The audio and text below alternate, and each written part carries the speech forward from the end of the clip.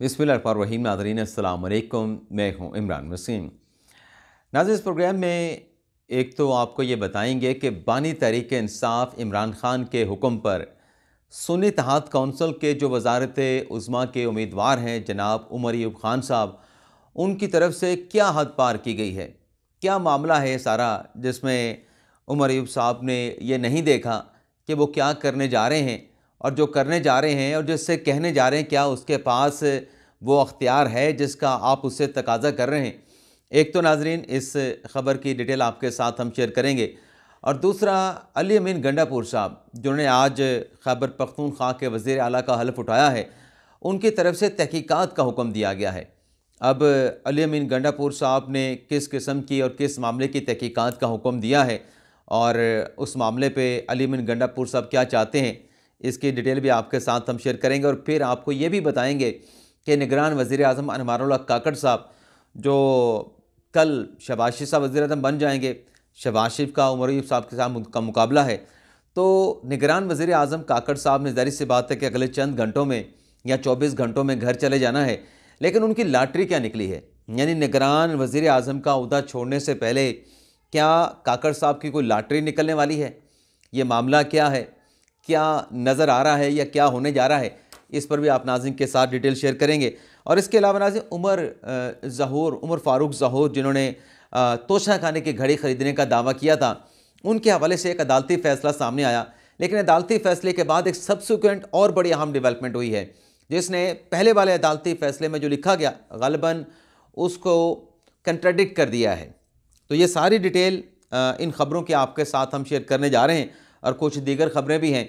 लेकिन प्रोग्राम का आगाज़ करने से पहले आप दोस्तों से, भाइयों से, बुज़ुर्गों से और बहनों से दरख्वास्त करेंगे चैनल को सब्सक्राइब कर लें, बेल आइकॉन का बटन प्रेस करें, और वीडियो अगर आपको पसंद आती है तो वीडियो को लाइक भी करें और अपने दोस्तों के साथ, अपनी कम्युनिटी के साथ हमारे इस व्लॉग को ज़्यादा से ज़्यादा शेयर भी करें। तो सबसे पहले नाज़रीन अली अमीन गंडापुर साहब जिन्होंने आज खैबर पख्तूनख्वा के वज़ारत आला का हल्फ उठाया है, और गवर्नर खैबर पख्तूनख्वा हाजी ग़ुलाम अली साहब से उन्होंने ये हल्फ लिया है। और इसके बाद नाज़रीन जो अली अमीन गंडापुर साहब के प्रिंसिपल सेक्रेटरी हैं, उनकी तरफ से ये हुक्म दिया गया है चीफ सेक्रेटरी खैबर पख्तूनख्वा को, यानी सीएम का जो प्रिंसिपल सेक्रेटरी है उसने एक लेटर लिखा है चीफ सेक्रेटरी खैबर पख्तूनख्वा को कि वज़ीर आला का ये हुक्म है। क्या हुक्म है? ये हुक्म है कि 1 फरवरी 2023 से लेकर 29 फरवरी 2024 तक जितनी भी अपॉइंटमेंट्स की गई हैं, यानी सूबाई हुकूमत में निगरान सेटअप के दौरान, आपको याद होगा कि ये जो खैबर पख्तूनख्वा की हुकूमत थी वो जनवरी 2023 में इमरान खान साहब ने असम्बलियाँ तहलील करने का हुक्म दिया था, और फिर महमूद खान ने वो समरी केपी हुकूमत तहलील करने की वो गवर्नर को भिजवा दी थी। यही कुछ पंजाब में हुआ था, वहाँ पे परवेज़ इलाही साहब ने असम्बली तहलील करने की समरी बलीगुर रहमान साहब को भिजवाई थी। तो वो जो 1 फरवरी से लेकर 2023 तक जितनी अपॉइंटमेंट्स हुई हैं उनकी डिटेल जो है वो मांगी है अली अमीन गंडापुर साहब ने। जो लेटर लिखा गया उसमें नाज़रीन ये कहा गया है प्रिंसिपल सेक्रेटरी से कि प्रिंसिपल सेक्रेटरी ये कहते हैं चीफ मिनिस्टर से, चीफ सेक्रेटरी से, कि मुझे ये कहा गया है कि आप चीफ सेक्रेटरी खैबर पख्तूनख्वा को कन्वे कर दें कि जो अली अमीन गंडापुर साहब वज़ीर आला खैबर पख्तूनख्वा का ये ऑर्डर है कि कितनी भर्तियाँ हुई हैं, ये इस ऑर्डर के ऊपर मेनू अमल होना चाहिए फौरी तौर पर, और ये तमाम तफसीलात फराहम की जाएँ। तो एक तो नाज़रीन ये डेवलपमेंट हुई है। इसके अलावा नाज़रीन उमर अयूब खान साहब, आपको पता है कि आज सदारती इलेक्शन के हवाले से जो है वो नॉमिनेशन पेपर जमा हुए हैं। एक तरफ हासिल जरदारी हैं, दूसरी तरफ जनाब महमूद खान अचकज़ई हैं, इन्होंने अपने नॉमिनेशन पेपर जमा करवाए। जबकि दूसरी तरफ जो वज़ारत उज़्मा का इलेक्शन है उसमें भी आज उमर अयूब साहब ने अपने सिग्नेचर, अपने नॉमिनेशन पेपर जमा करवाए और ख़ुद ठहर के अपने नॉमिनेशन पेपर की स्क्रूटनी करवाई। और वज़ीर आज़म के जो दूसरे उम्मीदवार हैं शहबाज शरीफ साहब, उनकी तरफ से इसहाक डार साहब ने, इत्तेहादी जमातों ने मिल के, उनके रहनुमाओं ने मिल के नॉमिनेशन पेपर जमा करवाए और इसकी स्क्रूटनी की गई। अब नाज़रीन स्क्रूटनी से पहले तहरीक इंसाफ की तरफ से शहबाज शरीफ के जो नॉमिनेशन पेपर थे उस पर एतराज़ उठाया गया। अब एतराज़ क्या उठाया गया नाज़रीन, जैसा कि मैंने आगाज़ में कहा कि हद ही पार कर दी। एतराज़ उमर अयूब साहब ने यह उठाया शहबाज शरीफ के नॉमिनेशन पेपर पे कि जो शहबाज शरीफ साहब MNA बने हैं, जो कौमी असम्बली के जिस हल्के से वो रुकने कौमी असम्बली मुंतखब हुए हैं, उसमें हेरा फेरी से ये जीते हैं, और ये कौमी असम्बली की जो सीट है इनको तोहफे में दी गई है। फार्म 47 के मुताबिक इनको जितवाया गया है, जबकि फार्म 45 के मुताबिक शहबाज शरीफ हार गए थे। तो लिहाजा इनके पास मैंडेट जाली है और इन्होंने जाली कौमी असम्बली के रुकन का हल्फ उठाया है, तो ये वज़ीर आज़म का जो है वो इलेक्शन नहीं लड़ सकते। अब कोई थोड़ी सी समझ बूझ रखने वाला बंदा ये दोनों इसके एंगल समझ सकता है कि ये उमर अयूब साहब क्या करना चाह रहे हैं, क्या बताना चाह रहे हैं और इसका मकसद क्या है। सारा मकसद नाज़रीन इसका साफ जाहिर है कि शाह से ज़्यादा शाह की वफादारी की जा रही है। हालांकि मान लें कि शहबाज शरीफ साहब चलें धांधली से जीते हैं, धांधली से जीते हैं शहबाज शरीफ साहब, लेकिन उसका क्या अख्तियार है स्पीकर के पास है या सादिक के पास कि वो उनके नॉमिनेशन पेपर इस बुनियाद के ऊपर रिजेक्ट कर दें कि फॉर्म 45 में तो कोई और जीता था, फॉर्म 47 में जो है वो जितवा दिया गया शहबाज शरीफ को। इसका क्या अख्तियार है स्पीकर के पास फैसला करने का? कोई अख्तियार नहीं। इसके लिए या तो आपको ट्रिब्यूनल में जाना पड़ेगा, आप इलेक्शन कमीशन में चले जाएं या आप किसी अदालत में चले जाएं, क्योंकि वही शहबाज शरीफ को ये इलेक्शन लड़ने से रोक सकते हैं। उसके अलावा स्पीकर साहब के पास इन इल्ज़ामात की बिना पे जो है शहबाज शरीफ को वज़ारत उज़्मा का इलेक्शन लड़ने से रोकने का कोई अख्तियार नहीं। तो ये किस किस्म का भोंडा किस्म का एतराज़ उठाया गया जिसका कोई लीगल जस्टिफिकेशन नहीं बनता था। लेकिन ज़ाहिर सी बात है कि मीडिया के ऊपर एक ख़बर बनानी है, एक चीज़ दिखानी है कि ये धांधली हुई है, हम इनके साथ ये भी करेंगे, हम उनके साथ वे भी करेंगे। भाई आपके पास सबूत हैं तो ट्रिब्यूनल में चले जाएं, आपके पास सबूत हैं तो डेफिनेटली जब ट्रिब्यूनल में हाई कोर्ट के जज साहबान बैठे हैं, जब ट्रिब्यूनल हाई कोर्ट के जज पर मुश्तमिल बनाया गया है तो वो आपकी बात सुनेगा। जब आपका ये रौला रप्पा था, जब आपका ये शोर शराबा था कि हमारे नॉमिनेशन पेपर रिजेक्ट किए जा रहे हैं, तो यही हाई कोर्ट के जज साहबान थे, यही सुप्रीम कोर्ट थे जिन्होंने आपके उम्मीदवारों के नॉमिनेशन पेपर एक्सेप्ट किए थे, आपको इलेक्शन लड़ने की इजाज़त दी थी। अब अगर धांधली हुई है, मान ले कि आप ठीक कह रहे हैं, लेकिन उसके लिए फिर आपको जाना ट्रिब्यूनल पड़ेगा। वैसे धांधली के इल्ज़ामात माजी में अगर पाकिस्तान तहरीक इंसाफ के उठा के देखें 2013 के इलेक्शन में, उसमें धांधली के इल्ज़ामात लगाने के बाद उन इल्ज़ामात का क्या पोस्टमार्टम खुद तहरीक इंसाफ ने किया था कि वो जो सियासी बयानिया था, हमारा सियासी बयानिया था कि 35 पंचर हुए हैं, वो हमारा एक पॉलिटिकल स्टेटमेंट था, ये इमरान खान साहब ने कहा था तहकीकात के बाद। तो ये इल्ज़ाम लगाने के बाद फिर इस किस्म का यू टर्न भी ले लेते हैं। तो उमर अयूब साहब जो हैं ये हरकत करने वालों में शामिल थे, लेकिन बहरहाल दोनों के नॉमिनेशन पेपर जो थे वो स्पीकर साहब ने एक्सेप्ट कर लिए हैं और इन्हें वज़ारत उज़्मा का इलेक्शन लड़ने की इजाज़त दे दी है। अब उमर अयूब साहब ज़ाहिर सी बात है कौमी असम्बली में भी आए हुए थे, वहाँ पे नाज़रीन हमारे बड़े भाई हैं आसिफ बशीर चौधरी साहब, उन्होंने उमर अयूब साहब से एक सवाल किया। अब क्या सवाल किया नाज़रीन, उसका जवाब कैसे दे रहे हैं ये ज़रा सुन लें। 47 सेकंड का क्लिप है नाज़रीन।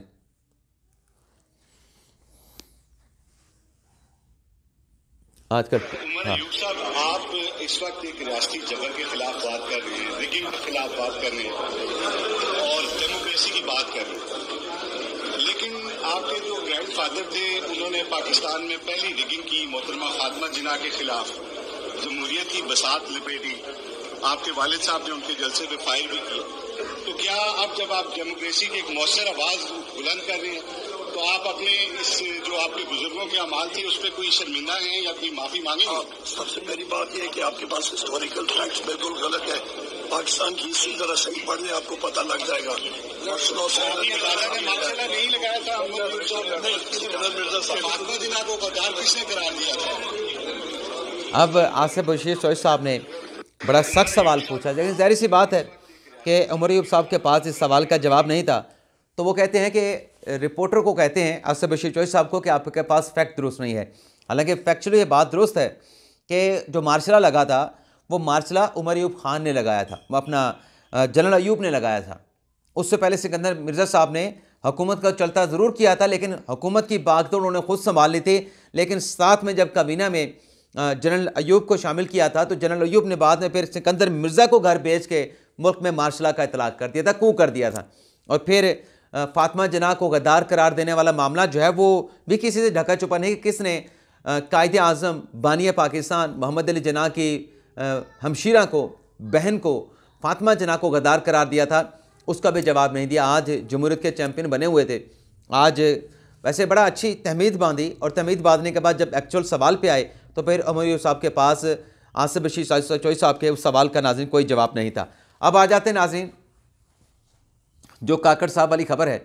काकड़ साहब वाली नाज़रीन खबर ये है कि जैसे कि मैंने अपने इंटरव्यू में भी कहा कि कल शहबाज शरीफ साहब वज़ीर-ए-आज़म मुंतखब हो जाएंगे और परसों वो वज़ीर आज़म पाकिस्तान का हल्फ उठा लेंगे, क्योंकि ऐवान सदर की जानिब से ऐवान सदर में हल्फ बर्दारी की तकरीब की तैयारियों का आगाज़ शुरू कर दिया गया है। और जो दावतनामे हैं हल बर्दारी के वो भी भिजवाए जा रहे हैं। अब इसमें ज़ाहिर सी बात है कि चंद घंटों का ये सारा मामला है, तो काकड़ साहब ने, निगरान वज़ीर-ए-आज़म काकड़ साहब ने वज़ीर आज़म हाउस खाली कर दिया है। भाई कल को शहबाज शरीफ साहब आपने आके रहना है, तो काकड़ साहब ने कहा कि मैं पहले घर खाली कर देता हूँ। लेकिन यहाँ पे नाज़रीन जो डेवलपमेंट हुई है कि काकड़ साहब ने जब घर छोड़ा है, तो घर छोड़ने के बाद यानी वज़ीर आज़म निगरान बनने से पहले ये सेनेटर हुआ करते थे। तो सेनेटर को जो घर मिलता है वो पार्लियामेंट लॉजेस में मिलता है। तो सेनेटरशिप से तो काकड़ साहब ने रिज़ाइन कर दिया था कि मैं चूँकि निगरान वज़ीर-ए-आज़म बन गया हूँ तो मैं बाप पार्टी का सेनेटर नहीं रह सकता, रिज़ाइन कर गए थे। तो अब काकड़ साहब ने जब घर छोड़ा है, ज़ाहिर सी बात है कि उनका टेन्योर ख़त्म हो रहा है। वज़ीर-ए-आज़म छोड़ने के बाद इनको मिनिस्टर इनक्लेव में मुंतकिल किया गया है। इनका मिनिस्टर इनक्लेव तो मुंतकिल होना बनता नहीं था। आखिर क्या वजह है, क्यों काकड़ साहब को मिनिस्टर इनक्लेव में मुंतकिल किया गया है? तो नाज़रीन मेरा जो अंदाज़ा है, जो ख़बरें चल रही हैं कि वज़ारत उज़्मा से हटने के बाद जब नया वज़ीर आज़म आएगा, जब सदारत का इलेक्शन होगा, जब सेनेट का इलेक्शन होगा, तो काकड़ साहब को कहीं ना कहीं किसी जगह पे एडजस्ट किया जाएगा। कोई बड़े अहदे पे काकड़ साहब को दोबारा से ला के बिठाया जाएगा। तो मिनिस्टर इनक्लेव में काकड़ साहब को जो घर दिया गया है, वहाँ पे उन्हें मुंतकिल करने का मकसद ये है, मतलब ये है कि काकड़ साहब की वज़ारत उज़्मा की कुर्सी से उतरने के बाद भी कोई लॉटरी लगने वाली है, किसी बड़े अहदे पे, बड़े अहदे पर बड़ी जिम्मेदारियाँ मिलने वाली हैं। तो देखते हैं, कोई ज़्यादा दिन नहीं, काकड़ साहब को क्या मनसब मिलता है। इसके अलावा नाज़रीन एक और बड़ी अहम खबर आपके साथ हम शेयर कर लें। वो खबर नाज़रीन ये है कि उमर फ़ारूक ज़हूर साहब, जिन्होंने ये दावा किया था, जियो न्यूज़ पे इंटरव्यू भी दिया था शाहज़ेब खानज़ादा को, और फिर उसके बाद इमरान खान साहब ने ऐलान किया था कि मैं उमर फ़ारूक ज़हूर और जियो न्यूज़ के ख़िलाफ़ और शाहज़ेब खानज़ादा के ख़िलाफ़ मुत्तहिदा अरब अमारात और बरतानिया में और अमेरिका में केस करूँगा। आज तक वो केस नहीं हुआ नाज़रीन ये है कि इस्लामाबाद हाई कोर्ट ने पिछले दिनों एक फ़ैसला दिया। आज उस फैसले का तहरीरी फ़ैसला सामने आया है, जिसमें यह कहा गया है कि जो रिपोर्ट FIA ने पेश की उमर ज़हूर के हवाले से, मामला नाज़रीन ये था कि उमर फ़ारूक ज़हूर ने शहजाद अकबर के ख़िलाफ़, साबिक़ अदाकारा सोफ़िया मिर्ज़ा के ख़िलाफ़ और साबिक़ DG FIA सनाउल्लाह अब्बासी के ख़िलाफ़ मुकदमा दर्ज करवाया था। तो उस मुकदमे की क्वैशमेंट के लिए सोफ़िया मिर्ज़ा ने इस्लामाबाद हाई कोर्ट से रुजू किया था, अदाकारा सोफ़िया मिर्ज़ा ने। तो जस्टिस अरबाब मोहम्मद तारिक साहब ने इस केस की समाअत की और फैसला सादर किया और मुकदमा ये खारिज कर दिया। अब तहरीरी फैसले में लिखा गया कि FIA कहता है, FIA की रिपोर्ट के मुताबिक हाई कोर्ट ये कह रही है कि उमर फ़ारूक ज़हूर जो हैं वो इश्तिहारी मुल्ज़म हैं, वो कभी पाकिस्तान आए नहीं। और इसमें अदालत ने फिर ये हुक्म दिया कि जब उमर फ़ारूक ज़हूर पाकिस्तान में आया ही नहीं, तो फिर ये अदाकारा सोफ़िया मिर्ज़ा के ख़िलाफ़, शहजाद अकबर के ख़िलाफ़, DG FIA के ख़िलाफ़ मुकदमा कैसे दर्ज हुआ। तो IG इस्लामाबाद को हुक्म दिया गया है कि मुलव्वस जो पुलिस एहलकार हैं कि उमर फ़ारूक तो इश्तिहारी है, FIA की रिपोर्ट के मुताबिक पाकिस्तान वो आया नहीं, तो ये कौन से पुलिस के ऐसे मुलव्वस एहलकार हैं जिन्होंने उमर फ़ारूक की पाकिस्तान आमद के बगैर, उसको गिरफ़्तार किए बगैर, क्योंकि वो इश्तिहारी मुल्ज़म था, कैसे मुकदमा दर्ज कर लिया। और उसकी गिरफ़्तारी, अगर वो मुकदमा दर्ज कराने के लिए पाकिस्तान में आया भी था, तो उमर फ़ारूक ज़हूर को इस्लामाबाद पुलिस ने गिरफ़्तार क्यों नहीं किया। तो ये नाज़रीन फ़ैसला आया है। इस फैसले के बाद नाज़रीन जो तर्जुमान इस्लामाबाद पुलिस हैं, उनकी तरफ से एक एलामिया जारी किया गया है। इस्लामाबाद पुलिस की तरफ से नाज़रीन जारी किए गए एलामिया में ये कहा गया है कि थाना सेक्रेटेरिएट में उमर फ़ारूक ज़हूर की तरफ से मुकदमे का इंदराज हुआ। मीडिया पर रिपोर्ट्स नशर हुई कि इंदराज FIR के वक्त उमर ज़हूर फ़ारूक एक इश्तिहारी मुल्ज़म था, यानी ये अदालत में रिपोर्ट पेश की गई। अब पुलिस ये कह रही है कि मीडिया रिपोर्ट्स में चलाया गया है कि उमर फ़ारूक जो है वो इश्तिहारी था जब FIR का इंदराज हुआ। आगे तर्जुमान इस्लामाबाद पुलिस ये कहता है कि इन रिपोर्ट्स पर मुकम्मल तहकीकात की गई, यानी अदालती फ़ैसले के बाद तहकीकात की गई और सामने आया है कि उमर फ़ारूक ज़हूर उस वक्त इश्तिहारी मुल्ज़म नहीं था और ना अब है। यानी जब मुकदमा दर्ज हुआ उस वक्त उमर फ़ारूक इश्तिहारी मुल्ज़म नहीं था और अब भी इश्तिहारी मुल्ज़म नहीं है। आगे कहा गया कि उमर फ़ारूक की जानिब से वारंट को जो FIA ने जारी किए थे मुतलका अदालत में चैलेंज किया गया, जिस पर अदालत ने उन वारंट को मुअत्तल कर दिया था। यानी उमर फ़ारूक के जो वारंट जारी हुए थे उसे अदालत ने मुअत्तल कर दिया था। आगे इस्लामाबाद पुलिस ये लिखती है कि अदालती हुक्म पर तहकीकात में सामने आया है कि FIA ने कोई रेड वारंट जारी नहीं किया था। उमर फ़ारूक ज़हूर का FIA ने कोई रेड वारंट जारी नहीं किया था। तहकीकात में सामने आया है कि FIA के कुछ एहलकार और खुशबख्त मिर्ज़ा, यानी सोफ़िया मिर्ज़ा का जो एक्चुअल नाम है खुशबख्त मिर्ज़ा है, ने जाली रेड वारंट तैयार किए थे उमर फ़ारूक ज़हूर के। अब FIA में यह भी हो रहा था कि उमर फ़ारूक ज़हूर के जिन्होंने वो घड़ी खरीदी थी प्रिंस सलमान की, उसके जाली रेंट वारंट शहजाद अकबर के दौर में जब वो मुशीर दाखिला थे तब वो तैयार करवा के जारी करवाए गए। आगे इस्लामाबाद पुलिस ये कह रही है कि जिस पर उमर फारूक ज़हूर ने थाना सेक्रेटेरिएट को इंदराज मुकदमा की दरख्वास्त दी थी और मुकदमा नंबर 465 दर्ज हुआ। यानी ये जाली रेंट वारंट के ऊपर उमर फारूक ने इस्लामाबाद के थाना सेक्रेटेरिएट में दरख्वास्त दी शहजाद अकबर के खिलाफ, सोफिया मिर्ज़ा के खिलाफ और DGFI सनाउल्लाह अब्बासी के खिलाफ इन्होंने जालसाजी की है, फ्रॉड किया है, इनके खिलाफ मुकदमा दर्ज किया जाए। इस्लामाबाद पुलिस ये कहती है कि चूंकि इस मुकदमे की तफ्तीश पुलिस के दायरा अख्तियार से बाहर थी, जिस पर पुलिस ने मुकदमा मनसूख करके मामला FIA को भिजवा दिया। मुकदमे के अखराज के बाद उमर फारूक ज़हूर ने दोबारा इंदराज मुकदमा की दरख्वास्त की, जिस पर थाना सेक्रेटेरिएट में धोखादही और भत्ताखोरी के मुतल्लिक मुकदमा नंबर 165 दर्ज किया गया। तमाम तहकीकात और शवाही से बात सामने आई है कि इंदराज मुकदमा के वक्त मुद्दई उमर फारूक ज़हूर किसी भी मुकदमे का इश्तिहारी मुलज़म ना था। इस मुकदमे में मजाज अदालत ने मुलज़मान खुशबख्त मिर्ज़ा यानी सोफिया मिर्ज़ा और दीगर को पेश ना होने पे इश्तिहारी करार दिया था। यानी जो मीडिया पे खबरें चलती रहीं कि उमर फारूक ज़हूर इश्तिहारी थे, अब इस्लामाबाद पुलिस का ये वर्शन सामने आया कि इसमें सोफिया मिर्ज़ा, शहजाद अकबर और DGFI इश्तिहारी हैं। बज़ाहिर तो ये लग रहा है नाज़रीन, लेकिन बहरहाल हमारे पास जो डिटेल थी वो आपकी खिदमत में पेश की। इजाज़त चाहते हैं नाज़रीन, अल्लाह।